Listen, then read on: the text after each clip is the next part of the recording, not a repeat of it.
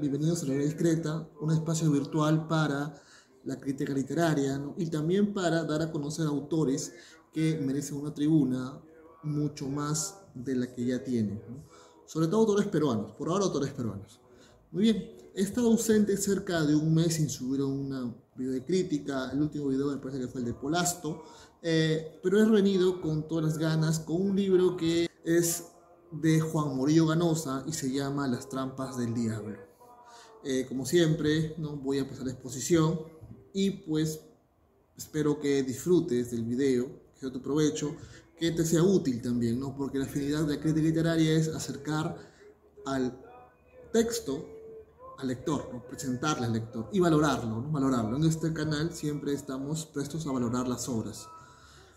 Muy bien, vamos a empezar con la exposición del libro de Juan Murillo Ganosa, Las trampas del diablo. La edición que manejamos es la edición del año 2002, publicado por la editorial San Marcos. Es la edición a la que nos remitimos el día de hoy cada que hagamos citas y análisis. Las trampas del diablo, trae San Marcos 2002, Juan Murillo Ganosa. De hoy cuestión, este de acá, es el diablo, y aquí está el autor de la obra. Vamos a primero, para enfocarnos en el texto, hay que analizar algunos conceptos previos. Así tenemos, por ejemplo, el concepto de roles de género. ¿Qué son los roles de género? Se entiende por rol de género a los comportamientos aprendidos dentro de una sociedad determinada que enseñan ciertas conductas o actividades como propias de lo femenino y lo masculino. Por ello, se puede decir que el género y sus roles es una construcción social. La idea de género es una construcción social. El rol de género son las tareas, las conductas, los comportamientos que una sociedad determinada asocia a el género masculino o femenino, según sea la sociedad. Por ejemplo, no es lo mismo practicar la feminidad en Occidente que en Oriente. Tampoco es lo mismo la masculinidad ahora que la masculinidad hace 100 años. La sociedad asigna comportamientos a los sujetos según su sexo biológico, los cuales no deben alterarse. Asimismo, estos roles se crean a partir de estereotipos que son el conjunto de creencias existentes sobre las características que se consideran apropiadas. Estos serían la feminidad para ellas y la masculinidad para ellos. Los estereotipos crean a su vez los roles de género, es decir, la forma en la que se comportan y realizan su vida cotidiana, hombres y mujeres, según lo que se considera apropiado para cada uno. Y estos roles de género, estos otros tipos de género, se van a aprender tanto en casa, en la escuela, como en la comunidad. Son lo que se espera. Por eso es que disidencias sexuales son muy evidenciadas, ¿no?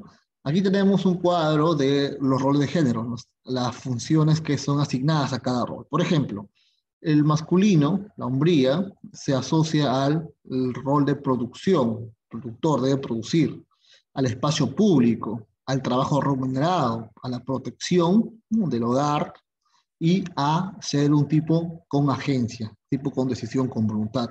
Mientras que el rol femenino, la feminidad, se asocia al rol reproductor, al espacio privado, ¿no?, la casa, al trabajo no remunerado. Su rol es paciente, es un sujeto pasivo, no tiene agencia.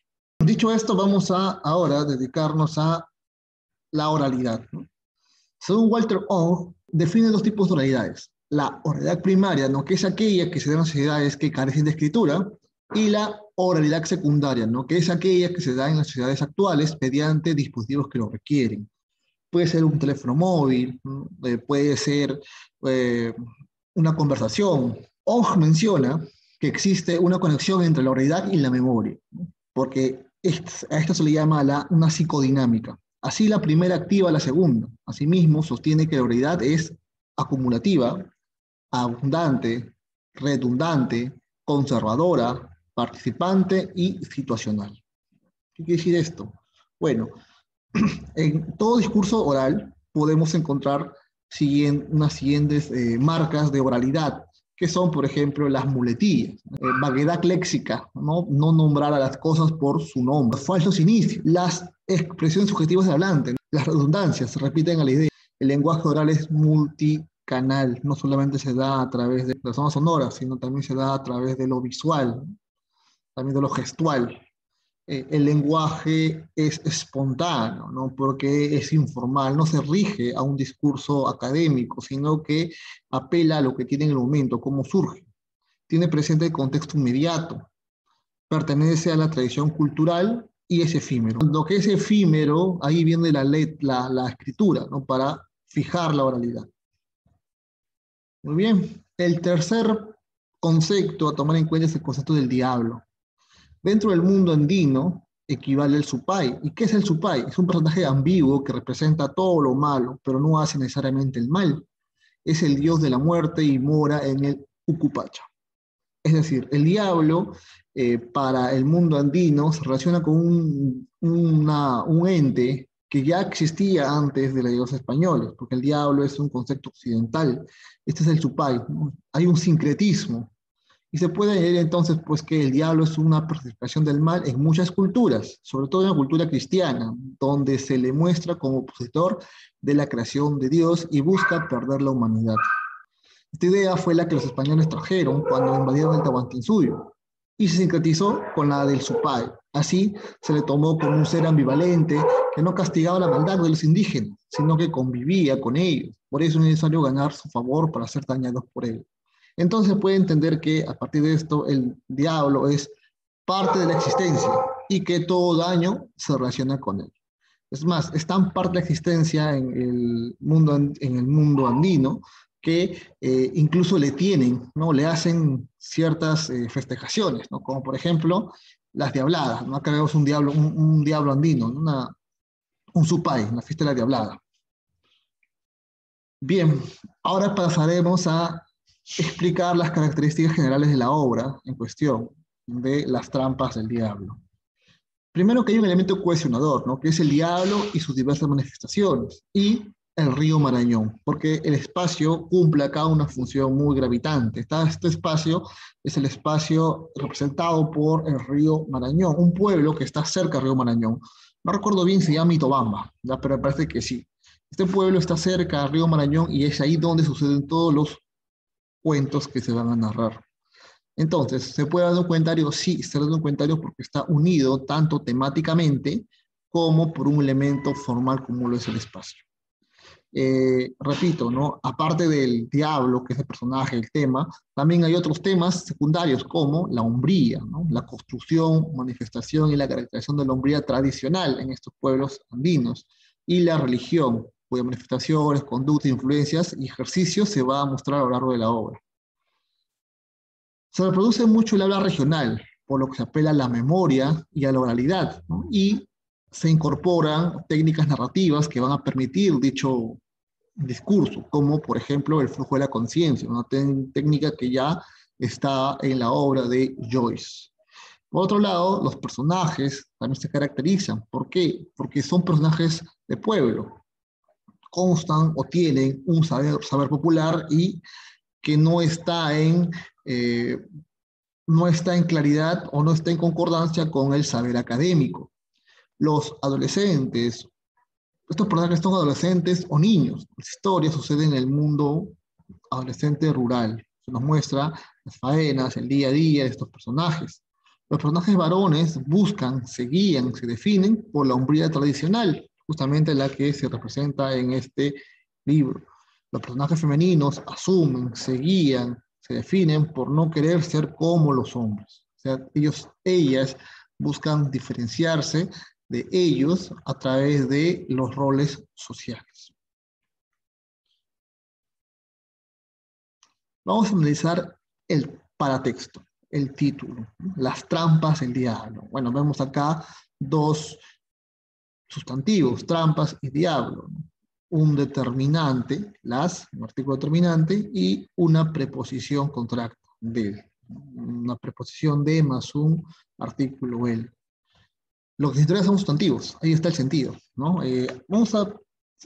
Se puede definir como trampa, según la RAE, como un plan o acción que tiene como fin engañar a una persona. Es una trampa.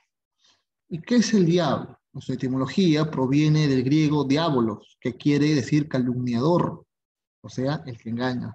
Así se refiere a un ente maligno que crea discordia entre las personas. Entonces ahí tenemos una constante, ¿no? La mentira, ¿no?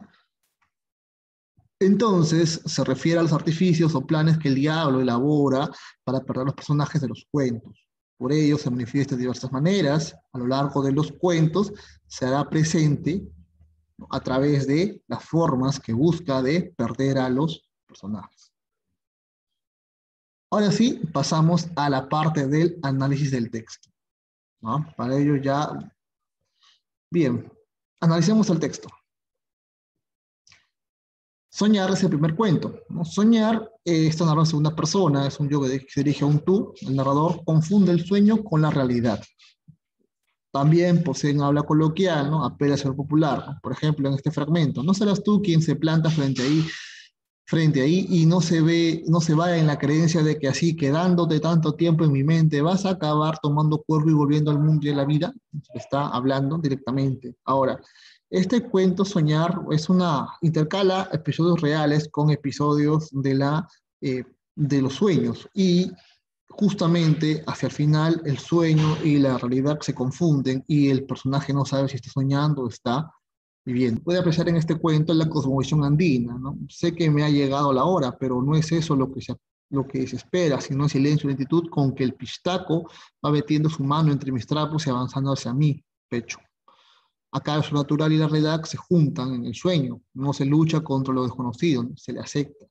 El diablo se manifiesta con la tentación, ya que se puede deducir a partir de aquí que convive con el hombre. Esta tentación es más una repetición, pues ya ha cedido a ello. Benigna se ha defendido con toda su alma y me ha suplicado por el amor de Dios que no la forzara, pero carajo, ¿quién puede parar semejante locura una vez que se pone en obra? Página 23. Así, la tentación constante busca perder al hombre y que interiorice al diablo, ¿no?, que conviva con él. En este fragmento se puede entender pues que el diablo se manifiesta la tentación carnal, ¿no?, a través de este impulso que tiene el personaje por ultrajar a la esposa de su amigo, de Justo. La hombría. La hombría se manifiesta en la página 29 con este fragmento. Es que no eres hombre, dijo alzando la cara con aire desafiante. ¿No te has puesto a pensar que has metido una desgracia en mi vida con Justo y que te toca a ti como hombre darle salida? Si eres hombre de verdad, volvió a decir, tienes que hacerte cargo de mí y llevarme a vivir contigo, pero lejos de aquí, en las minas o en las costas. Aquí, a partir de este fragmento, la hombría se asume como la capacidad de hacerse responsables de los actos, también como el hecho de formar un hogar. Así tenemos pues dos puntos importantes, la herida del narrador y la herida del narratario. El narrador es la imposibilidad de llorar. Recordemos que en la largo de los cuentos él se queja que no puede llorar, mientras que el narratario es una imposibilidad de ser hombre. En cierto momento la esposa, Benigna, confiesa que Justo no es un hombre completo porque no ha podido consumar el matrimonio. Así se llega a una dialéctica en la que la hombría tradicional entra en cuestionamiento. El narrador es más hombre, ¿no?, porque conquista al otro. Recordemos que ultraja a Benigna. El narratario es menos hombre porque se deja conquistar, ¿no?, porque él termina siendo eliminado, se autoelimina. Bien, el segundo texto. Los Esdras. Este es un cuento muy bueno. El narrador está en tercera persona, asume aquella realidad y su trastocamiento. Conoce el mundo representado, ¿no? Conoce la geografía, la fauna y los elementos pertenecientes.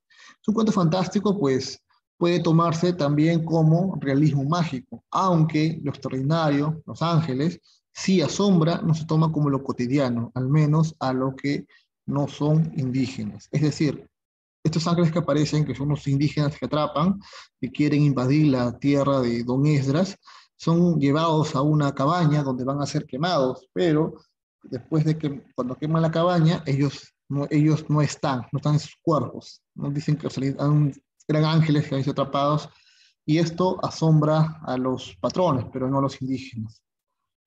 El tema que se trata acá es la asunción de la hombría tradicional por parte del hijo, ¿no? Se trata de un viaje de transformación personal y de integración del sujeto a la sociedad. Aquí el diablo se manifiesta en la página 36 de esta manera. Claro que oyes, tienes que estar oyendo porque si no, carajo, aquí mismo me dejo cargar por los diablos y tú vas a saber otra vez lo que es mi mano. ¿Qué carajo dijo el hacendado? En este diálogo, Don Esdras, quien se dirige a su hijo, está explicándole cómo ser un buen jefe y cómo tratar a sus subordinados. De sus palabras se puede deducir que el diablo es un agente externo con capacidad de influir en la vida de las personas. Vamos, el diablo también convive con las personas y es más, busca interiorizarse, tal como vimos en el primer cuento. La hombría se manifiesta en la página 37 de la siguiente manera: quiero que te metas en la cabeza, dijo don Esdras, que tienes la obligación sagrada, carajo, de no olvidar que también te llamas Esdras y que eres de una casta donde los hombres son hombres a toda edad y no les hace falta llegar a grandes ni tener barbas para hacerlo. ¿Qué carajo? Porque lo son al nacer y a cada rato y a cualquier terreno, no lo olvides nunca, carajo. Esta lisura, este carajo remarca la violencia del lenguaje que utiliza don Esdras, ¿no? Para manifestar su hombría. En este punto se nos da las pautas de cómo ser hombre, según don Esdras. Por ejemplo, el hombre no debe llorar. Me jode el alba que te hayas amujerado por llorar. En el página 37 se puede leer eso. Saber ensillar, saber dominar al caballo. Ensillar un caballo es cosa que un hombre debe saber. Página 28.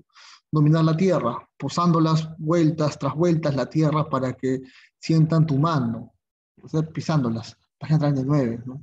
Así la hombría se define por 1, no ser mujer; 2, dominar la naturaleza; 3, tener un espacio propio y poder sobre el otro. En otra escena, Esdras, padre, dice: volvamos, carajo, pero sobémonos bien las legañas para no ver de nuevo visiones en este mundo. No hay visiones. Y si hay, son para maricones, no para nosotros. Vamos, 51. Entonces, la fantasía, no, la imaginación, no es propio de la hombría. El hombre vive en la realidad, no en la fantasía. La mujer sí puede permitir la fantasía. Según el texto, el hombre es aquel que renuncia a toda capacidad imaginativa. De esto es una transformación, porque el personaje, el hijo, empieza como alguien que no es aceptado por el padre como hombre, ¿no? Sino como alguien que está en transformación y termina siendo hombre. Por eso es que el padre dice nosotros. Vamos a ver su viaje de transformación representado por esta línea, por esta flecha, ¿no? Primero tenemos que Esdras padre y Esdras hijo se encuentran enfrentándose como dos formas de hombría, ¿no? Esdras padre es hombre porque usa la fuerza; Esdras hijo es hombre porque es sensible. ¿Ya? Esta es una hombría tradicional, mientras que la otra es una hombría que entra en contacto. Hasta aquí tenemos todavía una noción de los roles de género tradicionales. Entra en un conflicto generacional en el modo en cómo ejercen el poder sobre el otro, ¿no? La hombría. Es decir, en esta visión tradicional se entra en conflicto ya que empezamos a vislumbrar una ruptura, una crítica al tradicional concepto de hombría. Por otro lado, llega el cuestionamiento. Este cuestionamiento se da a través de un elemento fantástico que es atribuido a los ángeles. Aparte de esta escena fantástica, se empieza a cuestionar este rol de la hombría. Así, el padre asume al hijo como un hombre, en el 51, ¿no? Aquí el padre es el nosotros, justo lo que les dije hace un instante. Y esto trae una consecuencia. ¿Cuál es esto? En la escena final, el padre queda solo y viejo. Ha tenido un viaje en el tiempo, ¿no? Acá está otro elemento fantástico. Entonces, vemos que la hombría se construye a partir de la diferencia, ¿no? Como acá hay un conflicto dialéctico, llega un agente externo y este conflicto dialéctico se rompe. ¿Para qué? Para que el padre asuma como hombre al hijo, pero esta hombría del padre, que es la hombría tradicional, se queda desfasada, por eso es que queda solo y ha viajado en el tiempo. Alguien es alguien, en otras palabras, desfasado. Pedro y Pilanco, otro cuento. El narrador está en primera persona, es un personaje testigo de 12 años, ¿no? Se usa la técnica de paralelismo. El caballo y Pedro, sus destinos están ligados, pasan a formar una sola entidad hasta el final del texto. Puntos en común: los dos son rebeldes. Hay que tener en cuenta que el caballo simboliza virilidad y lo importante es que el caballo tiene una pata más larga, ¿no? Por eso es un caballo defectuoso. Durante la narración se repite tal para cual, ¿no? Es decir, que ambos son uno para el otro, son como parte de una misma moneda. Y esto se usa para reafirmar el paralelismo entre ambos. Inicia con Pedro intentando montar a Pilanco, pero Pilanco no se deja y lo lastima, hace que Pedro se caiga y se lastime la pierna. Y termina cuando Pedro logra dominar a Pilanco y huyen juntos. Hay muchos referentes religiosos, ¿no? A la ambientación religiosa en el país 68, los personajes religiosos en el país 85. El tema se manifiesta en el siguiente fragmento.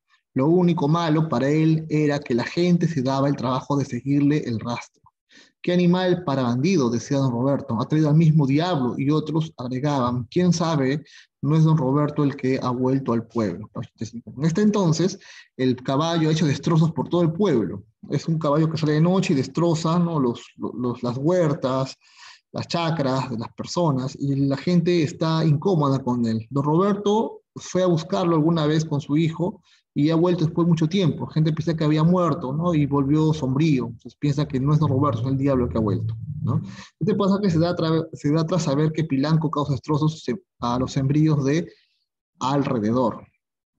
Actuaba siempre de noche. A propósito de esto, el diablo es asociado a la destrucción y a la noche. Y también habría que agregar a lo ajeno.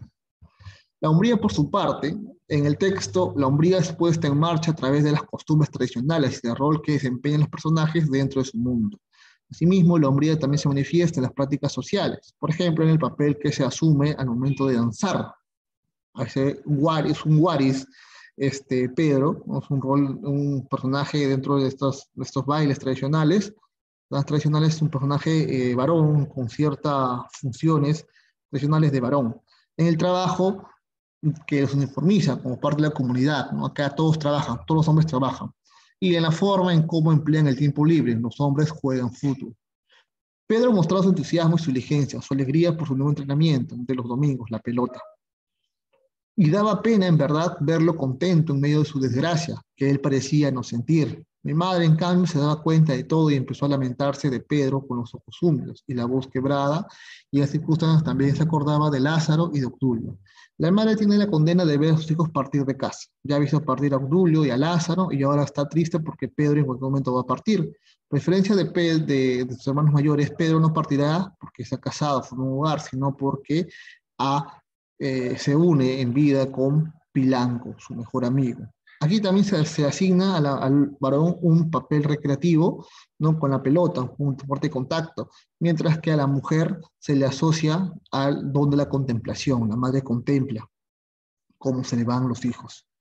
La proyección de Pedro en Pilanco es la que se realiza a un nivel de hombría. Por ello ambos que resultan disímiles terminan siendo uno solo y terminan teniendo un mismo final. Es decir, Pablo y Pilanco van a ser uno solo hasta el final del texto, y esto se debe a que Pilanco es una proyección de la hombría de Pedro. Pedro no tiene enamorada, no es un nombre completo en los términos tradicionales de la sociedad que está representada, porque Pilanco tampoco lo es, no es un caballo completo, no es un caballo cojo, por eso es rebelde.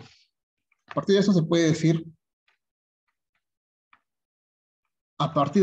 decir, que el ambiente religioso el cual condiciona e influye en la sociedad rural y los roles definidos. Por ello, termina en una configuración de los roles tradicionales y la perpetuación de las figuras tradicionales.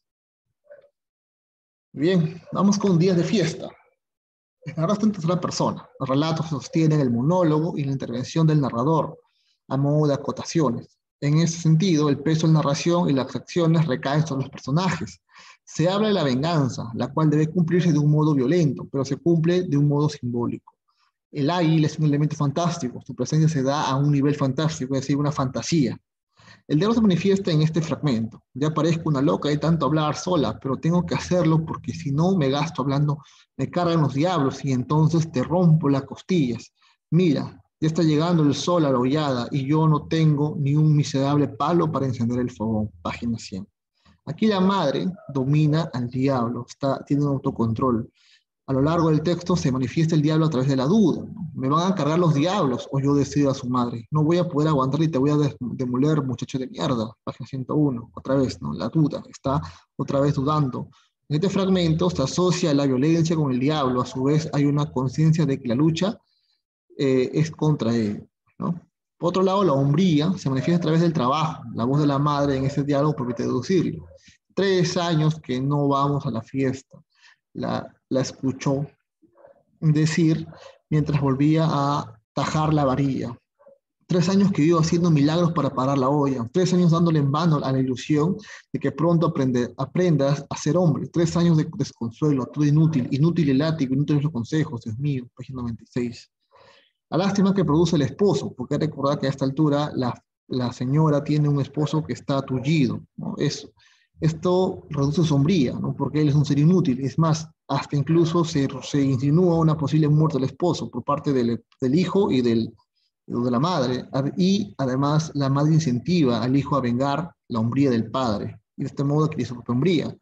Volvemos. Las lástimas que produce el esposo tullido reduce su hombría. La caridad que suscita esta herida familiar hace que la madre se muestre orgullosa, lo que se entiende como una forma de conservar la hombría alcanzada por la familia. El rol de la madre es formativo. Ay Dios, pero mientras sea un muchacho sin juicio, me tendrás que huir y no me cansaré de hablarte. Así por lo menos me haré la ilusión de que un día has de abrir los ojos y el juicio y también con ello me daré consuelo. Página 26. Por último, la venganza simbólica lo convierte en hombre. Así tenemos dos puntos. Tenemos la realidad que es la fantasía. Aquí tenemos en un lado Don Lucas, que en la realidad es el que tuyó al padre, y en la fantasía es el águila, que tenemos también a el padre tullido, que en la fantasía es el niño que desea vengarse. Así, el niño venga al padre de manera simbólica, ¿no? Por lo que asume su hombría, pero necesita el reconocimiento de otro hombre, lo cual no aparece, porque solamente es la madre la que le empieza a incitar. De este punto podemos ver, pues, ¿no? Cómo don Lucas, que ha herido a la familia, tiene que ser, y que el padre debería vengarse, tiene que ser el hijo, el niño, quien lo hace a través matando un águila en la fantasía. Él está clavando estas varas, ¿no? Puntiagudas en el suelo y espera que el águila venga con fuerza y vea el pollito que está en el centro y se dé un estacazo en el pecho. Cuando él fantasea con esta águila, él también está pensando en Don Lucas. Piensa que matando al águila está matando a Don Lucas. Vamos al cuento Las trampas del diablo, que le titula el libro. La narra está en primera persona y es un largo monólogo interior. Está de una adolescente que en su discurso apela a la oralidad y se presenta como una soñadora y que hará el papel de virgen en una fiesta patronal, que es la fiesta que se menciona anteriormente, que es la fiesta de Reyes. El empleo de montajes es un acercamiento a la oralidad y permite una narración acumulativa. El ambiente religioso, la fiesta de Reyes, la cruz, y se puede entender como de dos formas. Uno, como una perspectiva religiosa, se refiere a la culpa heredada por el pecado original, y dos, como castigo, se refiere al pecado que todo hombre tiene, o que toda persona tiene. Asimismo, es el texto donde más veces aparece el diablo, se le menciona en estas páginas que están ahí, y también se le dice que anda rondando para distraer a los fieles, y mucho más en la fiesta en la que se está dando, donde todo el mundo quiere por su fidelidad, es el diablo donde va a ir a tentar. Y esta tentación viene hacia la hija, de la narradora, a través del deseo sexual por uno de sus amigos. Mientras que la madre sí ha cedido, se dejan muchas marcas, ¿no?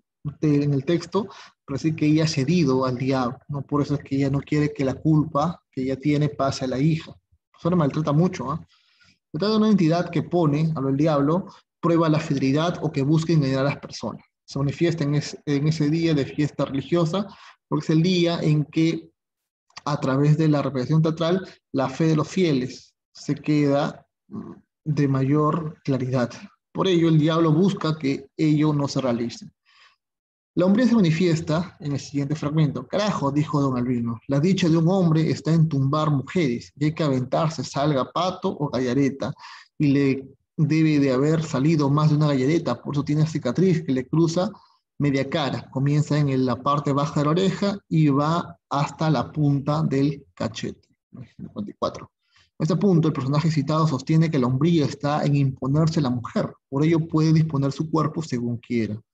Llama la atención la importancia que se le da a las cicatrices, puesto que estas son un recuerdo de cada muestra de hombría. Esto solo los hombres, dice don Félix y don Cuca, demuestra que es hombre y al poco rato está babeando y bailando solo con un pie que se le va por un lado y la cintura por el otro. O sea, está ebrio. Página 51. En este fragmento, la hombría se manifiesta en el baile y en otras prácticas sociales. Solamente el hombre puede beber. La mujer es algo de lo que el hombre puede disponer. Hay dos formas de practicar la hombría tradicional, ¿no? Es la de don Albino, ¿no? Que es la de tumbar mujeres, y la de Salustiano, que es este hombre que está ebrio. El don Albino se apropia del cuerpo del otro, o de la otra, mientras que don Salustiano se apropia del espacio. Pero ambos, si se dan cuenta, es una apropiación de algo que no es de uno mismo, ¿no? Son formas antagónicas que entran en conflicto en el ideal de hombre que busca la narradora. La narradora está buscando un ideal de hombre, ¿no?, que ve en este personaje compañero suyo.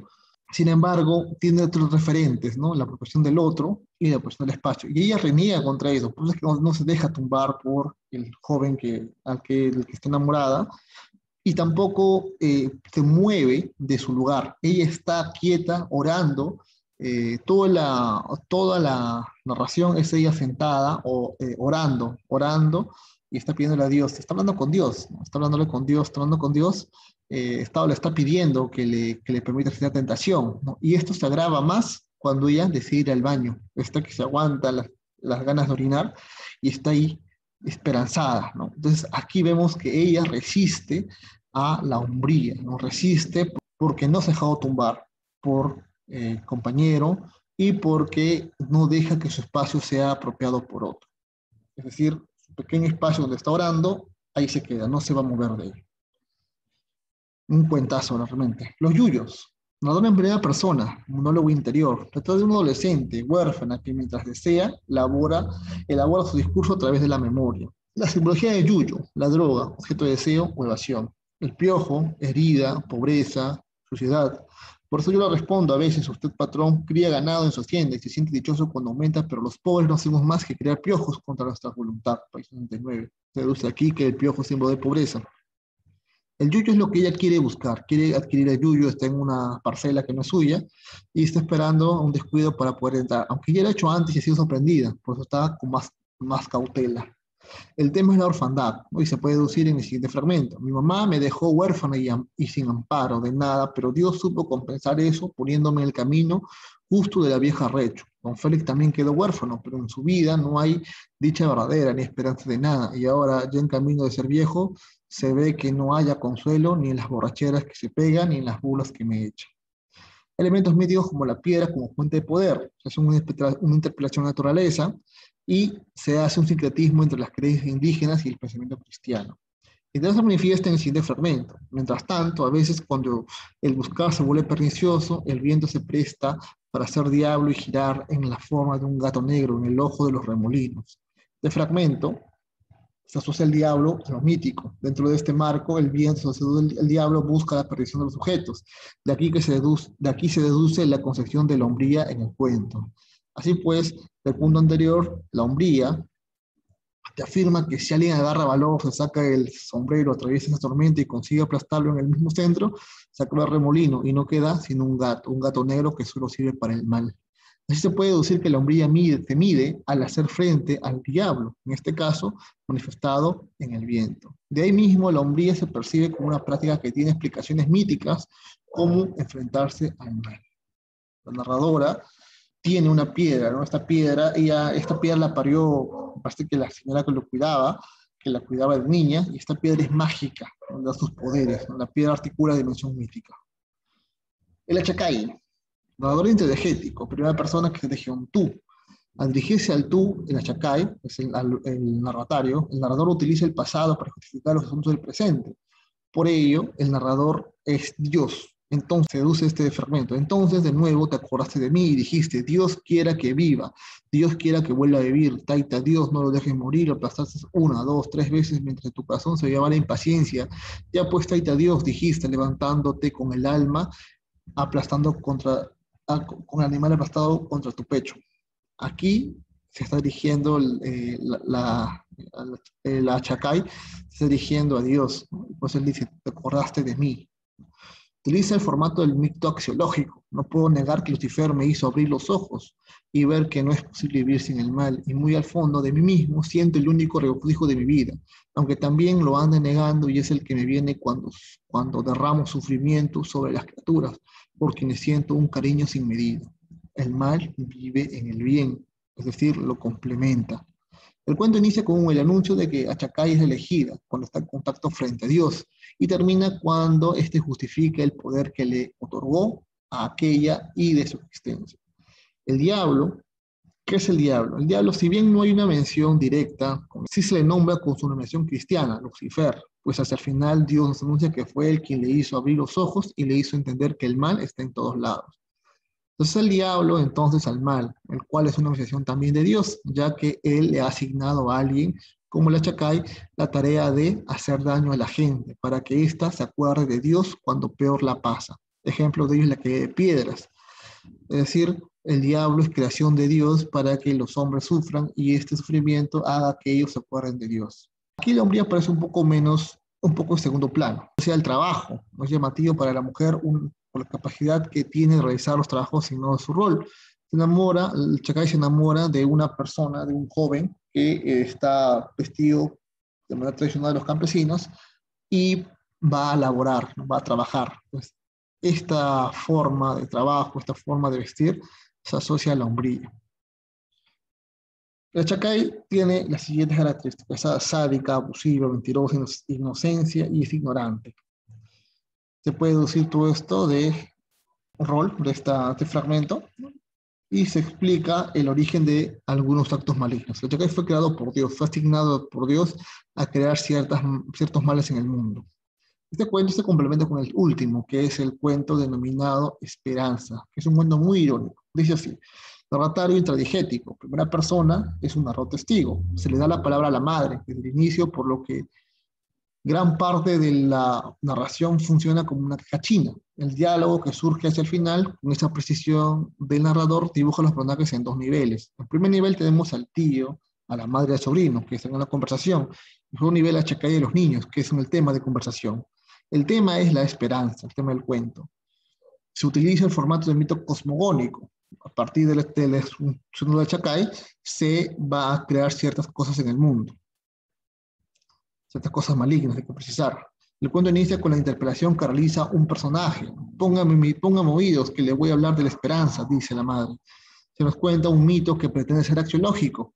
Sin embargo, la narración se torna cosmogónico. Si bien al final es una ironía, se termina caricaturizando el modo de contar con la predicción que hace el tío. ¿Acaso en los tiempos en que le toca el recorrer el mundo a la Chacay hay gallos que cantan a la medianoche? ¿Chiraques, pajaritos y agua para llenar pailas? ¿No es acaso todo vientos de quedar tierras baldías? Aquí vemos un cuestionamiento a la forma de narrar. Y es un punto muy bueno este cuento. Se retoman las ideas expresadas en el cuento Chacay, por lo que sirve como continuidad. El diálogo se manifiesta en la aparición de la Chacay, no porque se trae el mal. Lo que se puede decir de ella se ha dicho en el cuento anterior. Y la hombría, del mismo modo, por otro lado, el varón, quien asume el rol salvador y el rol cuestionador, es cierto. La historia cuenta pues cómo el Achacay secuestra a dos niños, siempre tiene dos niños, los lleva hacia un hoyo hirviendo y les dice qué perla quiere, ¿no? Porque las burbujas parecen perlas. Y él dice, pues quiero esa, y la avienta a la olla, ¿no? Aquí secuestra a dos niños y va a hacer lo mismo con uno de ellos. Y este niño le dice, quiero el collar. Y el dice, ¿cuál collar? Dice el Chacay, ese que está en el fondo. Y el Chacay, pues, al verse dudosa, ¿no? Pero no sabe a qué cosa se refiere, se asoma y el niño le empuja la olla, ¿no? Aquí vemos que el que toma la iniciativa es el niño, o sea, el hombre, mientras que la mujer busca ser rescatada. Por otro lado, es el tío el que cuestiona la narración de la mujer. O sea, el tío tiene también un rol cuestionador. Para terminar, hay que hacer el collar simbólico, ¿no? El collar funciona como el chiste lacaniano, ¿no? Dice así: quiero que mires el agua de la paila, porque ahí en medio del vapor verás unas perlas que saltan hacia arriba como queriendo brincar fuera del agua, ¿me oyes? Y yo quiero que me digas cuál de ellas te gusta más. Y el muchacho subió y dijo desde arriba, más que nada me gusta ese lindo collar. Collar, dijo Chacay, y volvió a decir, collar. Es ahí donde entra el chiste lacaniano. La cadena tiene esta estructura, ¿no? Es un sujeto que envía un mensaje a ese repertorio del gran otro, ¿no? Y este gran otro no lo admite y lo devuelve. Sin embargo, cuando lo asimila, este chiste, este mensaje desestabilizante pasa a ser incorporado al tesoro del gran otro, ¿no? Es decir, en un primer momento tenemos que el chiste, ¿no? El tesoro cultural del gran otro está diciendo que es lo que se ve en la olla, es una perla. Entonces el mensaje es una perla. Cuando el sujeto, el niño dice es un collar, el mensaje queda, rebota, no por eso pregunta, ¿qué? ¿Cuál collar? No está rebotando el mensaje. Entonces la hegemonía del gran del otro queda rota. El mensaje estilizante ha roto esta hegemonía del otro. Cuando el niño le dice, o cuando la Chacay se va a acercar a la olla, ¿no? Y muere, este chiste ha sido admitido. ¿Por qué? Porque ha logrado su cometido de estabilizar a la idea general de la Chacay. Y pues el final es muy irónico, porque al final todo lo que aventuras han sido parte del sueño y sí, la Chacay va a matar a los niños. Conclusiones. Primero, Las trampas del diablo es un libro que se cuestiona a dos niveles: a nivel de forma, los personajes, los lugares, el estilo; a nivel de fondo, temática, de la hombría y del diablo. Sobre el nivel de forma, la realidad que está marcada en el texto a través de la reproducción del habla popular, de su regionalismo, de sus muletillas y de la forma de contar la historia. Esta última permite licencias como la redundancia, la divagación, la reflexión, de que aportan al relato, por lo que Juan Moría Ganosa se muestra como unos exponentes narradores que reproducen la oralidad. Sobre el contenido se evidencia una representación de los roles de género tradicionales, lo cual puede entender como una construcción crítica de estos conceptos que ahora mismo se problematizan. Y mi balance general. Todas las conclusiones, todos los cuentos. El cuento más flojito me pareció Días de Fiesta, ¿no? Porque no hay una acción desencadenante, es un diálogo, pero no hay algo que atrapa, ¿no? Estos cuentos se desarrollan, de los de Soñar hasta los Yuyos, se desarrollan la vida en el pueblo, mientras que estos dos últimos cuentos empiezan con los mitos. Hay un pequeño esquema que dice, ¿no? Soñar, Pedro y Pilanco habla sobre el pueblo. Las días de fiesta, las trampas del diablo, la religión asociada al pueblo. Mientras que Los César, la Chacal y la Esperanza, un momento fantástico, hay un tránsito que sería los Yuyos, que alternan en estos dos lados, en el pueblo y los familiares. Es muy recomendable Juan Murillo Ganosa y te sugiero que leas más de él, ¿no? Muchas gracias. Espero que el video sea de tu agrado, ¿no? Que le des un like, lo comentes, le des mucho amor a este video y sobre todo que me ayudes a difundir este proyecto personal. No lo hago con fin monetario, ¿no? Mi prioridad no es hacer dinero mediante este canal, no es mi prioridad. Si viene ocasionalmente, pues prefiero ganar dinero de otras maneras, como por ejemplo como escritor, ¿no? Que también lo soy narrador, o como corrector de estilo, a lo que me dedico eventualmente. Por ello, en esta ocasión, aprovecho unos segundos para decirte que tengo dos libros publicados, ¿no? En el 2020 publiqué esta novela, se llama La ceguera es como el mar, con 7 editores dirigidas por el buen Carlos Castañeda. Este libro nos retoma un personaje clásico y pues creo que te va a arrancar alguna lágrima. Y este libro también, en el 2019, ¿no? También con 7 editores, se llama La conjura de los dinosaurios. Sí, de repente te recuerda al libro de John Kennedy Toole, ¿no? La conjura de los necios. Es un tema que habla sobre la educación, la literatura y la revolución. Bien, y por otro lado, ¿no? Si tú deseas que haga una corrección de estilo para una obra que tengas, una novela que tengas, yo presto a hacerlo, ¿no? Puedo darte un presupuesto, comentar, podemos charlarlo, ¿no? Si quieres que tu obra sea pulida, puedes contar conmigo. Pues tienes mis redes sociales, están en la descripción del canal, ¿no? Y también puedes comentar en los videos, dejar tu contacto y lo charlamos.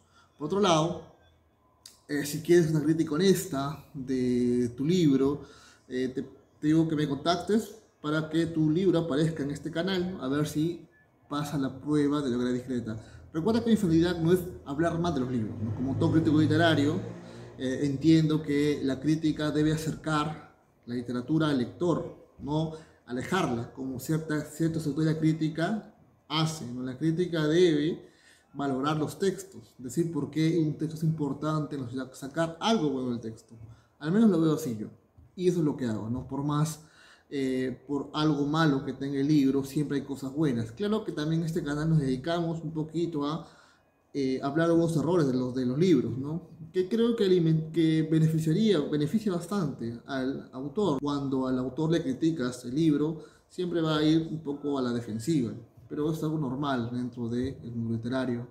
Lo anormal es que no evolucionen como autores. Muy bien, muchas gracias por tu tiempo, dale amor a este video y ya nos veremos con otro libro la siguiente vez. El siguiente video va a hablar sobre un libro contemporáneo, un autor que tal vez ustedes conocen, lo han leído. Si no lo han leído, es muy recomendable, ¿no? Yero Chuquicaña Saldaña. Sería todo conmigo. Muchas gracias. Hasta pronto.